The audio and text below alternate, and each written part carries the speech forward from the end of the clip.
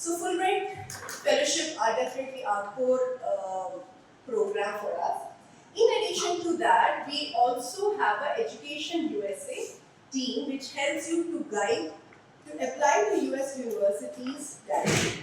That means if you are not eligible for the Fulbright grants, maybe because of the field or because of any eligibility criteria, you still can apply for the US universities through our special office, which is called Education USA. Okay, now, just the way Dr. Sahani talked about his experience, our relationship with our Fulbrighters does not end only with grant administration. We also take help of our Fulbrighters to do a lot of programs on issues of concern. Like we do a lot of panel discussion, workshop around the work in which our Fulbrighters are involved. Then we have special program which has helped to create a connection between Indian higher education institutes and US higher education institutes.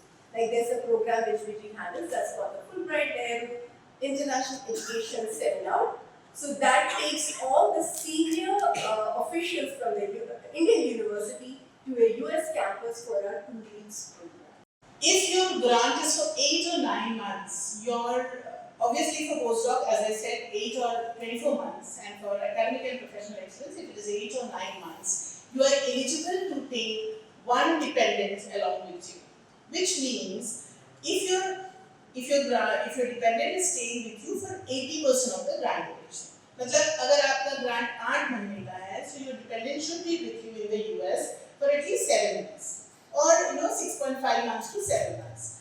And if it is 9 months, and obviously it has to be more than 7 or more than 7 months. For them, you are eligible to take one dependent to US. The round trip ticket and dependent allowance will be on Fulbright. So, and children below, and any like if you have children, your dependent like extended family, like you can take your children to US, but on your own expense. But we'll do the visas for everybody on gratis. On Fulbright, you'll be traveling on J1 visa. You have to enter on J1 visa. You have to return on J1 visa. Even if some of you, if you have B1, B2 visa or anything, like that stands there, nothing will happen with that visa. But on Fulbright, you will be traveling on J1 visa, and your dependents will be traveling on J2 visa.